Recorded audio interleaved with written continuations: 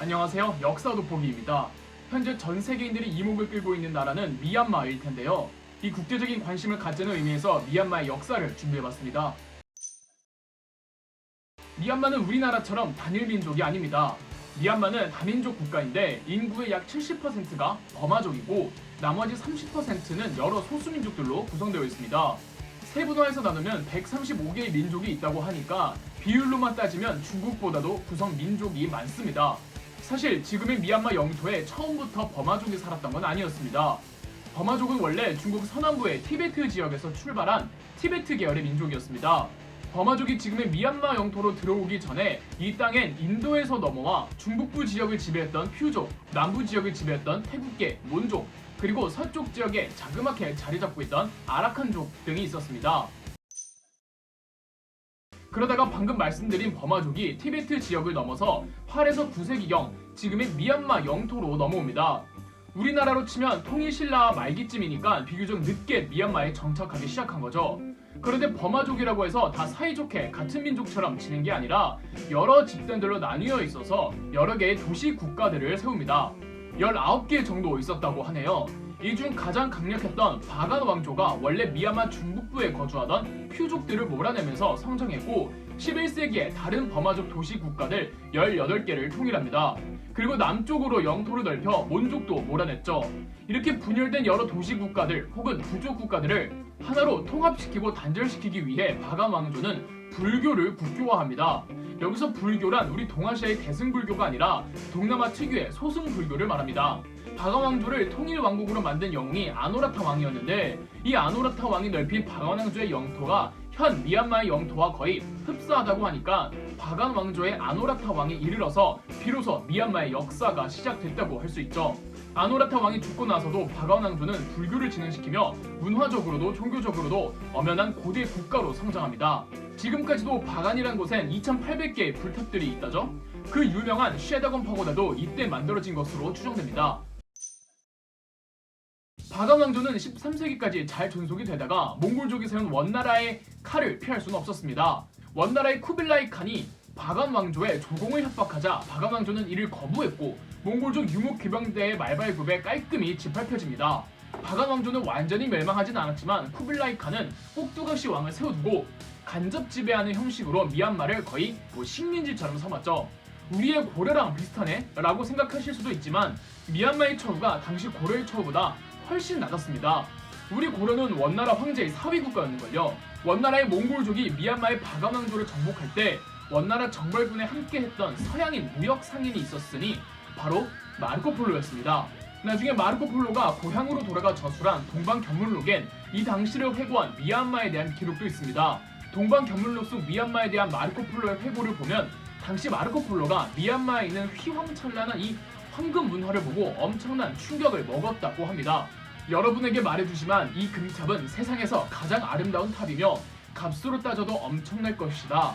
몽골군은 아름답고 화려하기 그지없는 두 개의 탑을 보고는 모두 놀라움을 금치 못했다고 적혀있죠. 지금도 미얀마의 황금 불탑은 월드클래스로 유명하잖아요. 그런데 원나라가 그렇게 오래 못 가죠. 원나라가 중국 본토를 잃고 몽골 초원으로 쫓겨나면서 미얀마엔 공백의 상태가 옵니다. 그 공백의 상태에서 북쪽엔 고산족이었던 시안족이 잉하 왕조를 개창했고 남쪽에선 과거 원래부터 이 지역에 살던 몬족이 다시 부활해 패구 왕조를 만듭니다.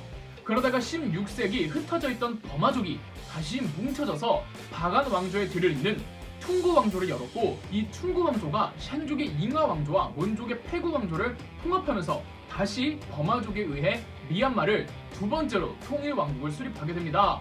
퉁구 왕조는 한때 태국의 일부 영토까지 확장할 정도로 잘 나갔지만 몬족들의 반란이 너무 극심했고 지역마다 소수민족들이 저마다의 지방 제후들로 난립하니 퉁구 왕조는 금세 위세가 사그라들게 됩니다.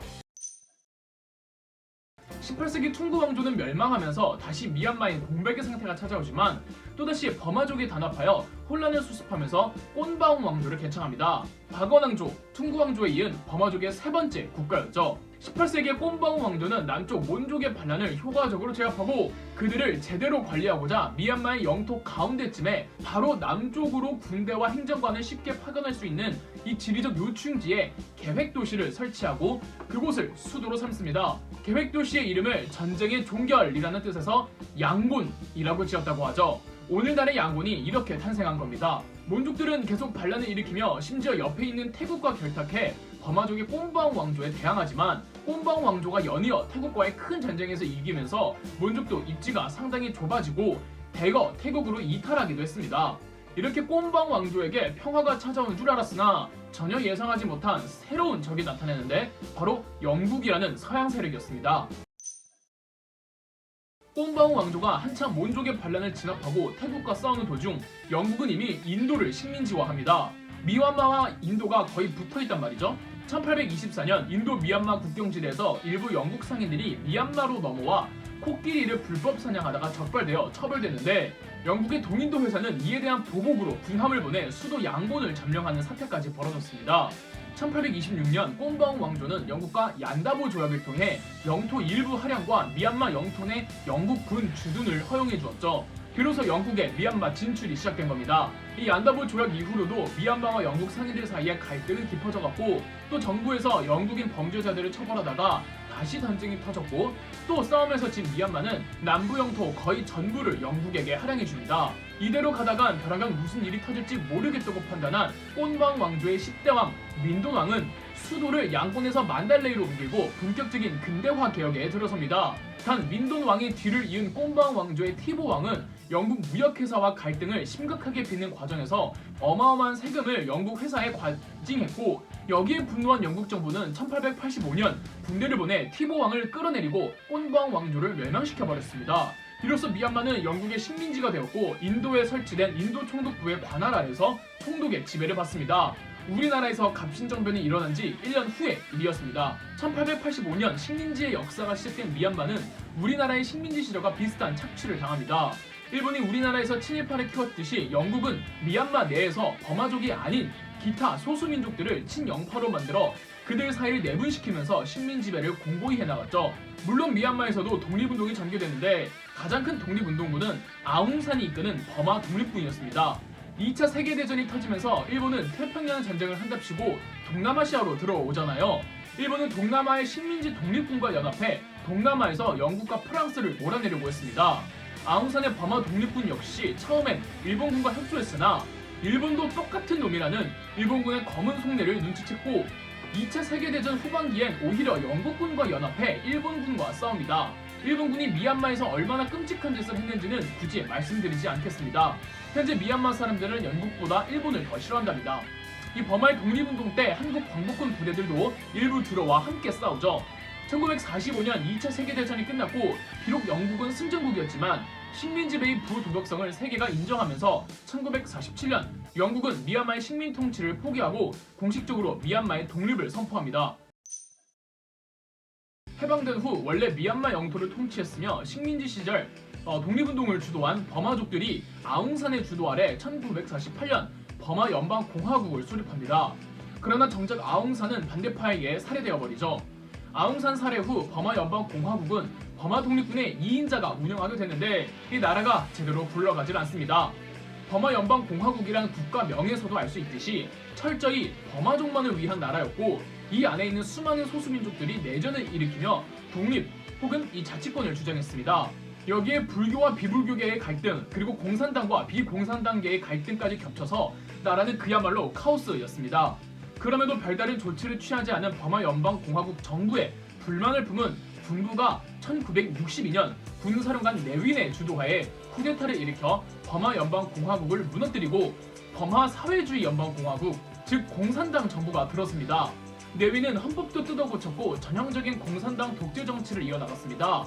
미얀마의 공산당 군부 독재는 거의 20년이 이어지다가 1988년 8월 8일 양곤대학교의 학생들 중심으로 전 미얀마 국민들이 시위에 참여하자 도저히 어떤 조치로도 사태가 해결되지 않음을 직감한 네윈은 이 다당제와 총선을 약속합니다. 이 혁명을 미얀마에선 8888 혁명이라고 부르죠. 8888 혁명으로 길고도 긴 군부 독재가 끝이 나는 줄 알았으나 곧바로 신군부 쿠데타가 일어납니다. 신군부 세력은 사회주의를 포기하고 자유주의 국가를 표방했으며 국가명 역시 버마족만의 국가라는 이미지에서 탈피하기 위해 버마가 아닌 미얀마로 바꾸게 됩니다. 이때부터 미얀마로 불리는 거예요. 미얀마로 불리기 시작한 게 88년도부터니까 나이가 많으신 분들은 여전히 버마라고 부르는 거죠. 그러나 이건 어디까지나 쇼에 불과했고 신군부 세력은 소수민족과 비불교민족 그리고 반독재 시위에 참여하는 사람들을 아주 잔인하게 탄압합니다. 또한 신군부 세력은 수도를 네피도로 옮깁니다. 원래 전통적인 미얀마의 수도는 양곤이나 만델라이였는데 이 뚱딴지 같은 네피도는 왜 나왔을까요? 당시 신군부 리더가 점성술을 그렇게 부화했다는데 이 점성술사들이 그 네피도가 길지라고 해서 옮겼다고 합니다. 또라이죠. 그래서 미얀마 여행 가실 때 네피도는 안 가시고 다들 양곤이나 만달레이만 가시잖아요. 이 신군부 세력에 맞서 민주화 세력은 아웅산의 친딸이었던 아웅산 수치 여사의 주도하에 계속 시위를 이어나갔고 아웅산 수치가 노벨 평화사를 받는 등 국제적 관심을 받자 신군부 세력은 더 이상 심한 탄압을 할 수가 없었고 결국 2016년 총선에서 아웅산 수치의 민주화 세력 NLD가 군부 정당을 압승하면서 민주 정권이 수립이 됩니다. 다만 아웅산 수치는 대통령이 될 수 없다는 신군부의 헌법 개정으로 대통령은 되지 못하죠. 이 민주 정권은 수립이 됐지만 아웅산 수치는 미얀마 대통령을 꼭두각시로 만든다는 비판과 군 세력을 아직 포섭하지 못했다는 약점을 지적받았고 결국 2021년 또 다른 군부 쿠데타가 일어나 현재 아웅산 수치는 구금 중이며 미얀마는 독재의 갈퀴 아래 계속 고통받고 있습니다. 즉 미얀마의 역사는 아직도 현재 진행 중입니다. 하루빨리 미얀마의 평화가 찾아왔으면 하는 마음으로 영상 마치겠습니다. 그럼 럭서돋보기였습니다. 영상 재미있으셨다면 구독과 좋아요, 알림 설정까지 해주시면 감사드리겠습니다.